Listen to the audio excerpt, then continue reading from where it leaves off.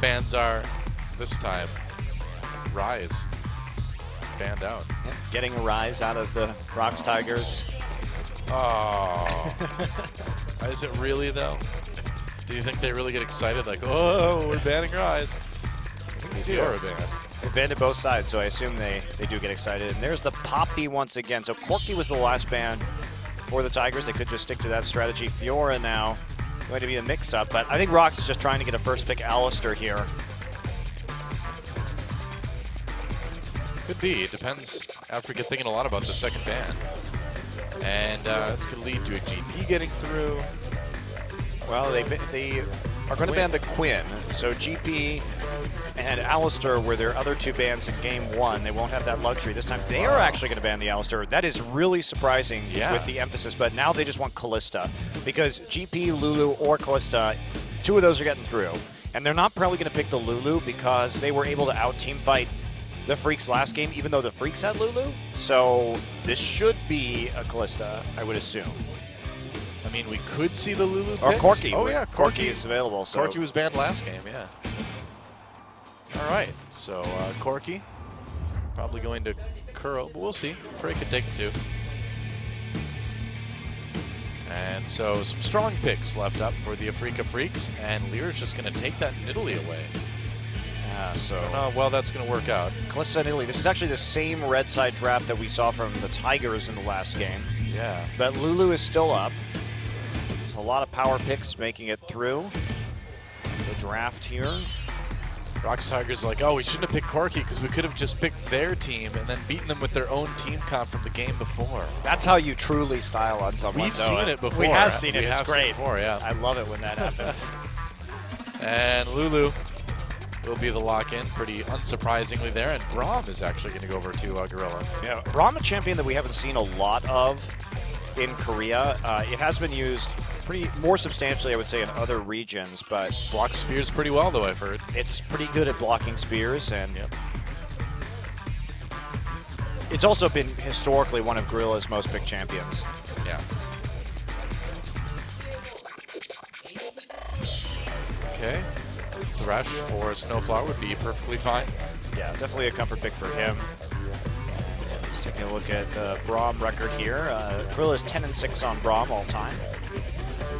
Really nice win rate there. Pretty good. And do you want to take, I suppose now, I mean, things like Ezreal are kind of taken off the table by having that Braum on the other side too. Yeah, and I think that's smart because now when they take the Braum away, the ROX Tigers can still use the Braum for disengage, but they're setting up a poke comp, and Mickey is going to get his Twisted Fate. One thing that we didn't even mention, though, in this series is that there haven't been any Zed or TF bans against Mickey for probably the first time this season. That's a good point, yeah. Every other series against the Afreeca Freecs seems to have been really worried about giving Mickey that Zed or the Twisted Fate. And They've let the TF through, but no one has let the Zed through. However, apparently that is not a concern of the Tigers, and they're not even going to pick it here. So this, I'm hoping that this sets the stage for no more Zed bans, so we actually get to see Mickey play Zed at some point. yeah, but would it be good right now? Do you think so? Wow, this could be actually a top lane Lulu. Smeb does like to flex it into the top lane, so we could be seeing a triple 80 carry composition. Oh, it will. Okay, this is bold because they don't have a tank, and with the TF, if Mickey plays TF as an initiator, they can actually get into the back line, and Braum is only going to be able to disengage in one direction. But the problem is the last time Mickey played TF, he built for split pushing even though he took Ignite.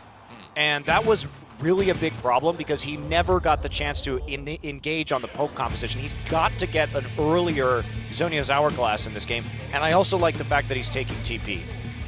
Now, Mickey has had some really bad TPs in the past, but I think they just need to double down on the opportunity to engage onto the ROX Tigers. Well, a big tank would certainly serve the team well. Gnar fits the bill, and again, if you get any good Gnar ults off, it's going to be really hard for the ROX Tigers to stay alive. That is a fragile team. Yeah, Ixu always been a Gnar player, and they needed some way to lock them down.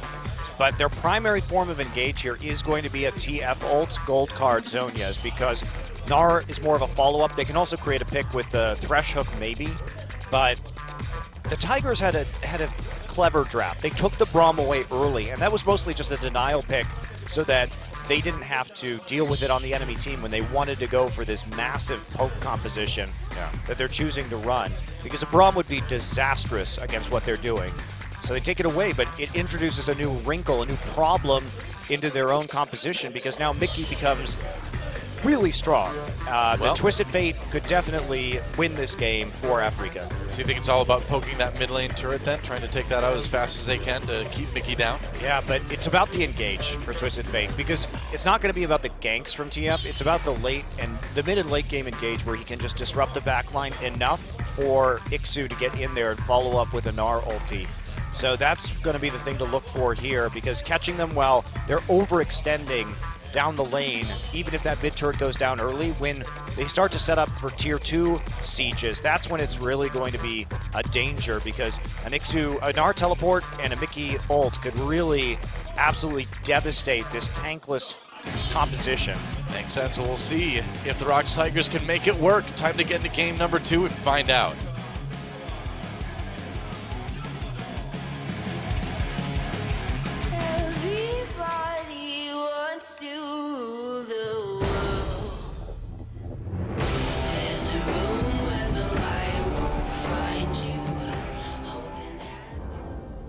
Here we are once again on Summoner's Rift. ROX Tigers looking to close out a 2-0 against the Afreeca Freecs, but they haven't exactly made it easy on themselves, picking a interesting poke comp to try to do the job, and if it works, it'll be a short game. If it doesn't work, it could be a long and arduous ordeal, couldn't it? Maybe. It could also be very fast for Afreeca, because they only really need one good team fight to take a Barret and then just smash the Tigers. Because the Tigers are not going to be very good at resisting dives. And this is an interesting stack that is going on here. Only Peanuts showing that the trap. I like it. Getting cheesy. They are going to 5-man invade on this side, and they're going to find Lyra. Lyra has to pants out. So it's a pants out? Pounce out. Pounce out. Pounce out. Is that a pants out? Get a pants out of that gank. Getting my interesting accents on tonight. I guess Monty's true accent comes through. I've been hiding it for so long. He was born in the deep south. He was there. Yep, I thought so. I kept your secret for years, but I can't do it anymore. I guess I'm going to have to go back to the bayou in Louisiana after this. Cook up some crawdads. Sounds delicious. Crawdads are delicious. Actually, they are. That's true. I've had those myself, yes. Louisiana food, Cajun cuisine, some of the best. And eat shellfish. I'm not eating a lot of solid food these days, but when I get back there, maybe someday I'll add that to it. You've reverted to your infantile state now? No solid food for Doa? There's a lot of soup. Just put the crawdads in a blender. We're good to go. Ugh. Leave the shell on so you have more calcium, I suppose. Cooking with Chef Doa. The name of a show that will never, ever happen. The blended crawdad. Crawdad smoothie. Just add a little bit of ice cream and avocado in there. Delicious. It's so good for you. It is the breakfast of champions. Gorilla lands a Q on the Snowflower in exchange for the hook attempt. The bot lane has begun. It has. It has begun. And it continues. Thrill a minute this bot lane. I know. Well, Snowflower and Zanyu getting an early level 2 in both of the games so far. Yeah.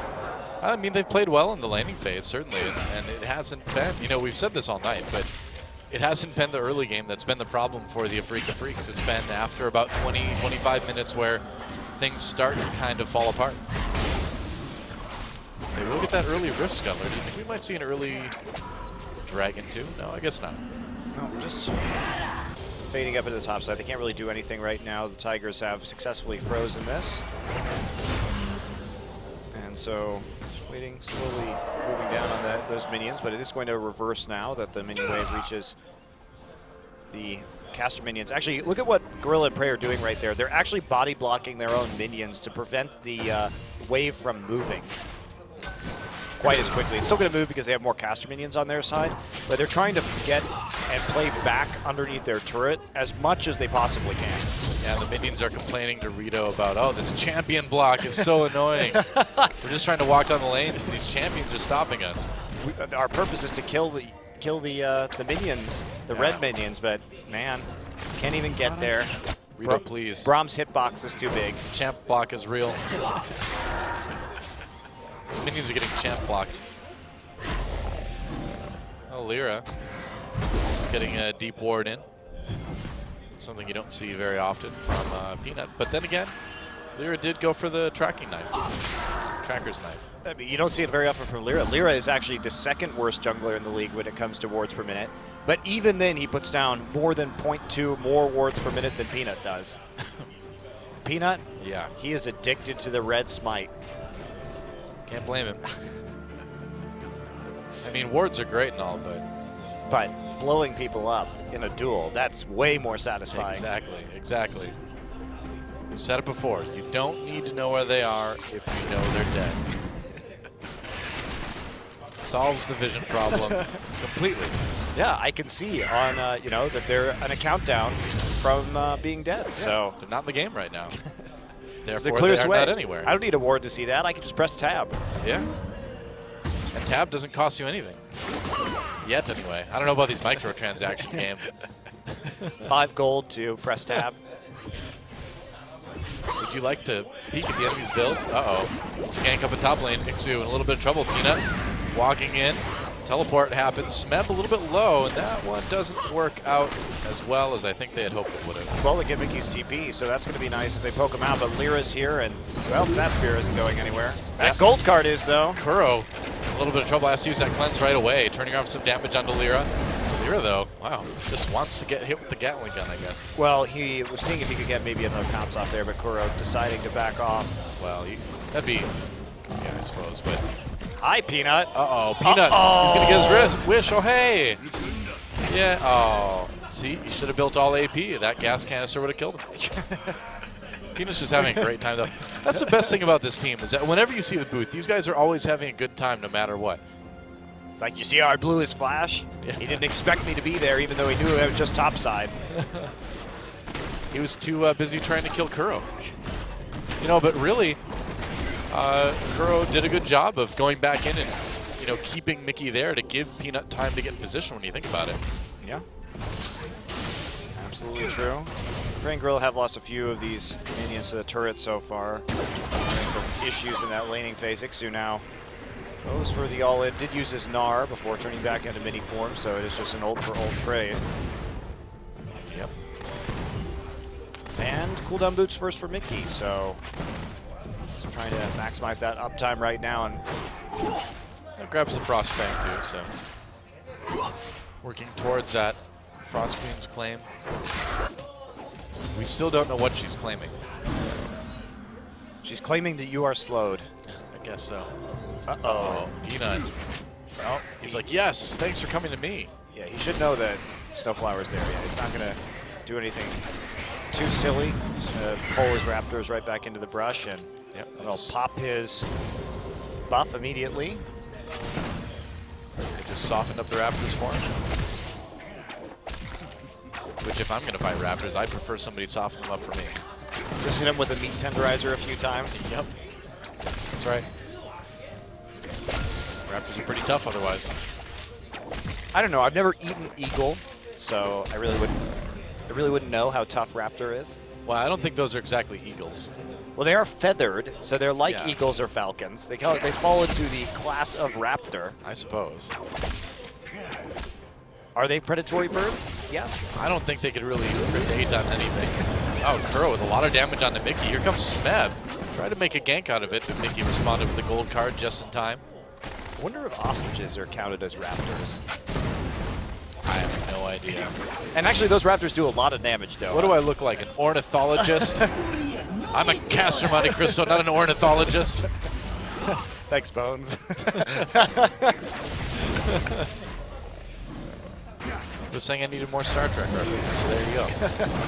Mickey in a lot of trouble here. He may actually go down. Another rocket. Kuro flashes for it. Lyra there with the spear. Nice dodge from Kuro. Doesn't save it. But Peanut's like, yeah, well, they call it collateral damage for a reason. Thanks, Kuro. Kuro all in right there. Mickey had no flash from that last gank attempt, so makes it easy for the all in. Lyra there to mop it up, but Peanut's the one at the end who ends up with a double buff refresh. Getting that kill on the Graves early on is really nice, too. This is just a perfect meta for Peanut, too. Graves, Kindred, Nidalee. Yeah, it'll be interesting to see if the Tigers can really compete after a major meta change, because the Cinderhulk meta really threw them for a loop last year. Yeah. And if Peanut has to play more utility junglers where he can't just go balls to the wall, it may be a problem for them, because in the meta we saw last year, Peanut actually really did struggle. Well, good for the moment anyway. Unquestionably. But ROX here, they're not actually getting so much damage down on the turrets, and here comes a package gank. Yeah. Kuro. Package at the ready. Oh, it's gonna go back to mid lane though. Gets seen by a ward too, so no real mystery as to where he's at. Okay, well, they try and motion for a dive in top, but here we go. It's all right, Mickey coming in for the TP, or for the ult rather. Smeb gets it with the gold card. Whoa! That was not something you can get out of. Peanut trying to get a little bit of revenge, but it's too late. Peanut's revenge. Not much in this case, but you could see what Smeb was trying to do right there. He was trying to position himself to wild growth himself as soon as Mickey came in from his ultimate, but unfortunately he couldn't get there in time, and a great follow-up from Ixu. So another well-planned gank, and Afreeca's early game plan continues to look strong. They play well with each other and around their abilities on the map, so that means that Mickey has gotten rolling now. First gank, definitely a success, but they're only 700 gold up. Yep. Thanks to that pretty unfortunate trade in the mid lane. And you know, we saw them have a lead in game number 1 as well, and it didn't end up helping them in the end. But there's no Smeb on Fiora this time around to bail them out. This time it's a little bit different. Well, but it's about Afreeca's ability to execute these late awkward. game team fights, and you know, Doa, they just couldn't do it in the last game. They have to actually flank with the Gnar and with the TF here. Hello, wow, Kuro going in with the package. Nope, just with the Valkyrie. Just pushing Mickey out of lane. He's managed to get a little bit of a CS lead, and not too surprising with Mickey leaving lane for that gank earlier. Yeah, not much damage down on the turret. Mickey has done a good job of balancing his time in lane and his wave clear against that gank in the top side, so it hasn't resulted in too much yet. Yep, that's right. Fight down at bot. It's 3v2 against ROX Tigers. Gorilla uses his ult. Here comes the teleport, though. Coming in from both sides. Bray turns around, gets lit up as well. That's a double kill for Songyun. Smeb comes in, but there's not much a Lulu can do in a 1v5. And Peanut on his own. Well, that was a TP that should have been canceled by Smeb. There were 2 TPs coming in right behind everybody from Mickey and Ixu. And that was definitely not going to go the way of the Tigers, and they actually give up an extra kill. They could have traded on top turret for that. Instead, Afreeca now with a big advantage, and they're going to take it straight into the first dragon of the game. Yep. And it hasn't been the strongest day early on for the ROX Tigers. Great, this is ugly. Yeah, great engage, but this started as a 3v2, and it turns into a 5v3. I mean, 4-man ult, good job, Smeb, but there's way too much damage there. And burst at the end. They couldn't get Graves down into the bottom lane fast enough, so now 2,000 gold will be the advantage to Afreeca. Yeah. I think they were just kind of hoping Prey could hold out until Smeb could get there, but didn't work out. Tigers looking a bit lazy. They definitely had those teleport timers available, and in both of the games, Afreeca has been actually playing around the teleports very well, and Mickey, who has had some very poor teleports earlier in this season, including just showing up and dying immediately as Victor, kind of like feeding kills with TP a lot of the time. On this TF, even when he hasn't used his ult, that TP was very good. Yeah. Even his teammates were actually mentioning it in the interviews, how bad his TPs were. So your teammates are sitting there in an interview saying, yeah, we won, but man, Mickey doesn't know how to use TP. You know it's bad. Well, he's been working on it. Nar too. He going for the Hex Drinker, and so just trying to. Well, speaking of TVs, and Smeb thrown against the wall again, trying to get back in her turret. Ixu taking a lot of damage. Mickey takes that turret aggro, and that's going to end up being a clean gank. Oh! Wow, Mickey had to flash. Yeah, got out of that collateral damage. Not bad. Might have been a kill for me. But still, there again, they spent this entire series preying on Smeb so far. Ixu really delivering on this Gnar, building for the magic resist and the damage early. Yep. And it's a pretty solid gold lead now for the Afreeca Freecs. Ixu under turret, taken out by Peanut. Never mind. Wow. Peanut Bold takes matters play. into his own hands. He's like, I know you don't have flash. Yep. Comes in and grabs a kill on the back end of that gank, and with that TP, there's now 3 people in the mid lane, and they're just going to zone them off the turret and bust this down with the help of Lucian and Corky. So there we go. Yeah. But again, Mickey, he's going for the Lich Bane first. This is what he did in the last game that he played Twisted Fate, and it just didn't work. Now, at least this game, unlike last game, he is taking Teleport instead of Ignite, so he can actually split push at any point in the map and still be a split pushing threat. But collapse on the Snowfire and Songyun. Box used. Gorilla doesn't want to go around it. They're happy just to keep that turret alive for now. Yeah, doesn't want to use the Glacial Fissure. There's not a follow-up there. Happy enough to get the box out of their opponent. Yep. So they got 2 towers now. 2 towers to none in favor of the Tigers, and that has allowed them to even up the gold score of this game.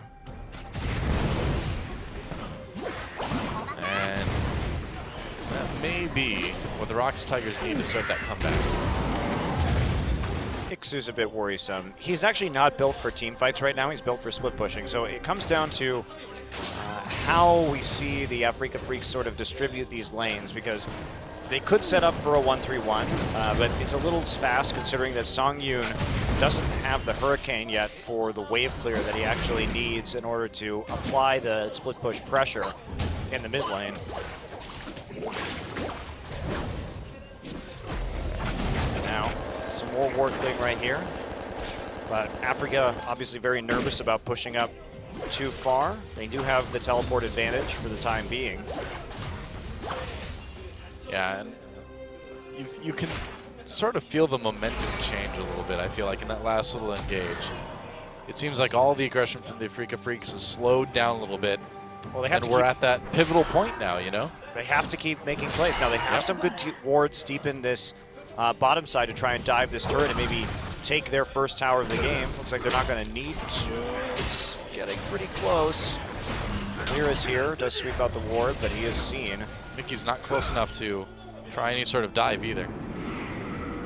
You see Kuro just threatening the bottom side right now, very aware that the double TP could come in, especially since Ixu just hit that Mega Gnar form in the top lane, and they're pushing it up. They are hyper aware now of the teleport options. Oh, package attack. Hello. Mickey against the wall in a lot of trouble here. Kuro has to run, and somehow, some way, Lyra comes up with a kill. Peanut brawling 1v2, and here comes Smeb, and with that shield, they'll be able to force him back, but Kuro got a little bit too excited with his package there. Hey man, I'm just saying what happened, that's all. I'm just saying what happened. Glacial Fissure used. Songyun's gonna toss Snowfire to safety, who will then lantern him to safety. Call that the safety dance. Well, I'm just using the ability names that Riot has given me. They did name it that. They did. Oh, and the culling should push Lyra back for the moment anyway. Here comes Mickey though from the side. He's gotten his health back again. Flash play onto Prey. Prey backs away. Kuro gets in the middle, blocks a lot of damage from coming in. But ROX Tigers still in the disengage. Peanut comes in with the big damage though. To get that one, he may get taken out. Yep, that gold card should do it. Ixu came back at exactly the right time. Yep. To make that play happen, and Peanut there, like, I should have dashed into 4 of them. He's like, man, I just wanted to put that Mauve Malmortius I just finished a good use. He did actually put it to very good use against the majority magic damage, of course, coming from Italy, and the Twisted Fate, he does have some decent heal there while the shield proc goes off to continue fighting in that front line. think he did play that right, but look at the package right here. I will. And he tries to get it down, but it's really Lyra. So Kuro flashes out, and look, Lyra flashes to block the rocket. That's just a great play there, and gets up the kill at the same time, and they narrowly don't kill the Gnar in the end, and he's going to keep over-committing to this mid lane right now. Now they see this on the side, they want to go for it, flash ultimate, but you can't flash ult when Fate's Call is up, so a mistake there from Gorilla. No point really in committing to that. Yep. And Lyra going for this dragon right now. We'll see if ROX Tigers can stop them. He's going to try and ult it, probably. Yep. Walking in, he's like, it's mine. Oh, he didn't quite get it. Peanut gets got, though. Goodbye. He does Meanwhile, die. the Rift Herald ends it all. It's just done with this game. Well, this is a very good position now. Afreeca Freecs fighting back. We got a sloppy game here from the Tigers. Really sloppy. Yeah, not so happy about that one, huh, Peanut? Oh, meanwhile, Ixu, he's pretty tanky, though. That's Meganar, man. Nice two-man ult. Prey, though, not quite caught in all the CC. They will get the kill on the Braum, though. Smeb is going to be next. And I don't know if ROX Tigers can actually come back and win this one. Well, it's possible, but they're not getting the siege, and that's the kind of engage they need from the Twisted Fate, just constantly disrupting that backline. They're playing a composition with no tanks, and this is what you get if you don't group and siege properly and get the wards in. Instead, they're trying to take fights like they could actually brawl it out here. And even though Ixu is actually not that tanky with just a Hex Drinker and Hysteric's Gauge, more of a damage-oriented build overall, he's still able to get that big CC. And Smeb didn't have a chance to use his ult there. He was just chained one CC into the next.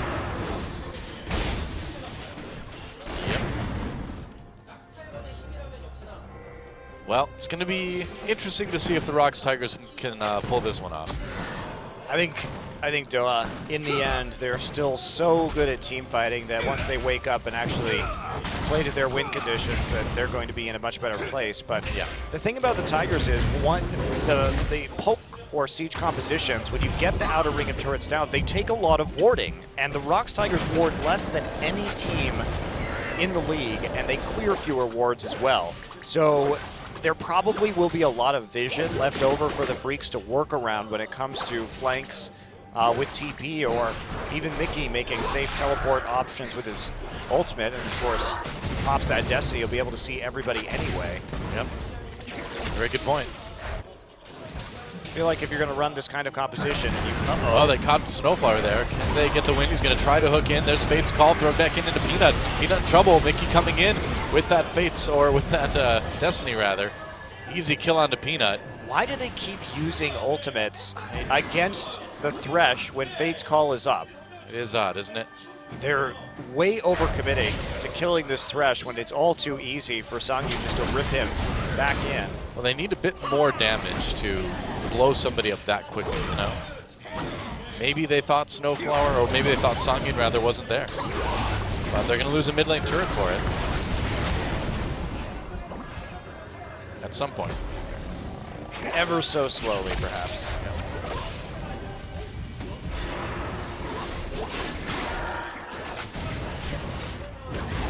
And ROX Tigers trying to just defend this as best they can. They're doing a pretty good job of it, too. Peanut's back.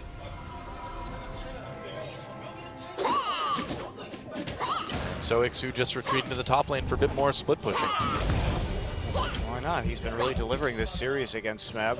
Had that lead in the last game. Now Smeb 0-4-1 in game number 2. So really struggling with this top lane Lulu.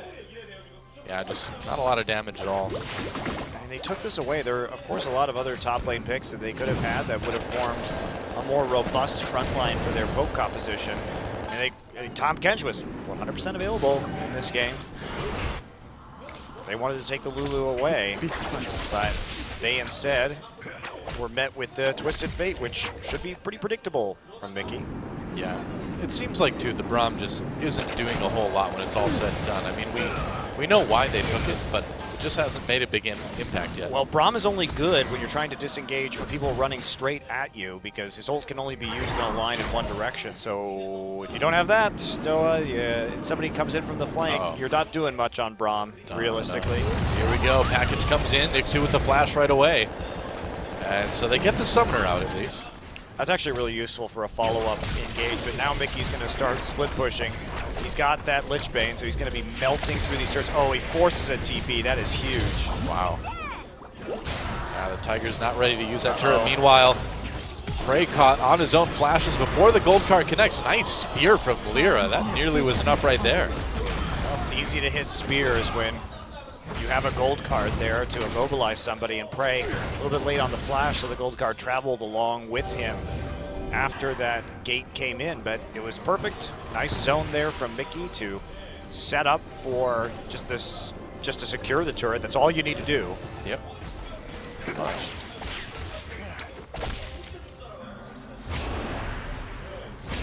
So now what do the Afreeca Freecs do? I think they may be kind of wondering the same thing. No, just take top turret, and then they start choking out vision control over Baron. Oh, flash play onto Gorilla. Gorilla has to burn his summoner to get out. Yeah. Not a flash play, rather. It was Fate's call into play, my bad. Yep. So just gets thrown in there, and they get an excellent trade. Now they can just push up that lane, and Mickey takes some damage. There's no follow-up, though. Well, that gold card enough of a threat right now to keep the ROX Tigers at bay. This might be a chance to clear out some vision around Baron, though. Yeah, as much as they can. There's still quite a few wards. They're going to get a few. And Tigers still just unable to break down any more towers than they had in the early game.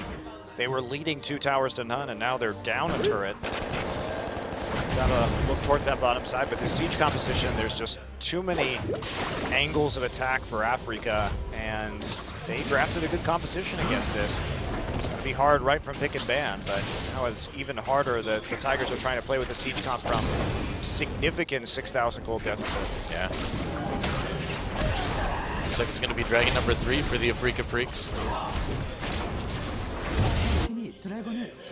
That's huge. Dragon number 3 already, 26 minutes into the game, so before 40 they'll have their chance for a 5th Dragon stack. That'll be absolutely devastating against the squishy composition of the Tigers. Yep. And now they've got Smeb trying to do some sort of counter pushing. He's got his Lich Bane, got another needlessly large rod, so he's got a little bit more damage now, but they have no answer to the 1-3-1 split push. Yeah, it's still not looking good. Lulu not realistically going to be the most potent pickup here. And considering that it's just so far behind, it's great here. Try and set up for the push again. A lot of damage on the Sanyu, but just gets healed up so fast. Mickey back in the bottom side right now. He nearly took out that turret earlier. He's probably going to get it on this wave. He should. Don't really see anything stopping him, but the ROX Tigers are going to try to bring him up to the mid lane with this push. Well, what they're going to do is probably get themselves flanked and killed, actually. I mean, Afreeca just killed him right now. Well, we'll see if they try. It looks like Mickey's more interested in trying to push that inhibitor turret, and the Tigers will get one. Terrible trade for the Tigers, clearly. Yeah. Ixu going to work away on the... Wow, Mickey might just get an inhibitor for free. Never mind. Yeah, He had a huge wave there. I didn't realize that, so that's a pretty simple kill on an objective, and the Tigers just run around the map. Man. Meanwhile, the top tier 2 they're gets still hammered gonna away try by Ixu. He's going to TP actually over to the Baron pit, so they're going to try and Baron immediately after this inhibitor. Okay, they're going for it. ROX Tigers need to stop this. Disengage immediately. They should just keep trying to Baron. Just sit here.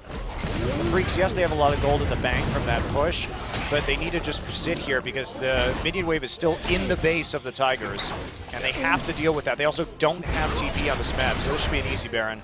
Yeah, it doesn't look like the ROX Tigers can really stop it. Although, they do have to pull off. Gorilla goes in a little bit early, throws down the ult. Peanut from the side, a little bit of damage, a lot of damage. Braum still goes down, and first kill comes in already for the Afreeca Freecs to get 2. Prey can't do anything, and there is just nothing the ROX Tigers can do, I think, to win this game. Double kill comes in. Smeb has to flash out of that, and the Afreeca Freecs can just walk right into the base. I think this is it. Yeah, Mickey's just going to run straight for the Nexus turrets, dodging between the Tier 2 and Inhibitor turrets in the middle lane. Yeah, why stop? The Super Minion waves are coming in now, and Smeb can't defend this 1v5. Nope, absolutely not. The death timers are still relatively short, but they'll be long enough for a 5-man push to take game number 2. Yep, that's right. And so a lazy game from the ROX Tigers, and it's going to cost them big as Afreeca Freecs cause the ROX Tigers to get their 3rd game loss of the entire season. GG. Well, nicely played. I mean, the Freecs played that composition out really well, and the ROX Tigers, they made a high gamble. They made a risky gamble with that composition. It's high risk, high reward. You get going on that, and you start pushing, then you can really crush the opposition. But Afreeca, contrary to the way they played Twisted Fate in the last game, were much more decisive with their engages, and Ixu was great. Well, if Nofe was upset after game number 1, he might be a little bit more upset after game number 2. Wow, that was his draft. Yeah, still. He's not played especially well. A win for the Afreeca Freecs. And so they have a chance to take down the number 1 team in the league right now. A winning game 3 would mean that the ROX Tigers don't remain undefeated. All in all, though, even if Afreeca loses, this is a much better performance from them than we've seen so far. Yeah, they look very clear in terms of their game plan. Their ganks on the bottom lane have been decisive in both games so far. They had that beautiful 5-man gank onto bottom to take 3 people down in the first dragon in this game. And they're playing around their strengths. They played around the advantage that they got onto Ixu in game number 1, used him to attempt to snowball in the rest of the map, but the Fiora knocked him down. This game, Smeb smiling right there. Yeah. They didn't have the same scaling from the Tigers, and they could never get into position to actually 5-man siege. And the Twisted Fate, with the TP this time played by Mickey, much, much better than his other TP showing. Or TF showing, rather. Yeah. Yeah, good game by the Afreeca Freecs. We'll see if they can turn it into a match win as we come back for game number 3, guys. Don't miss it. We'll be back right after this.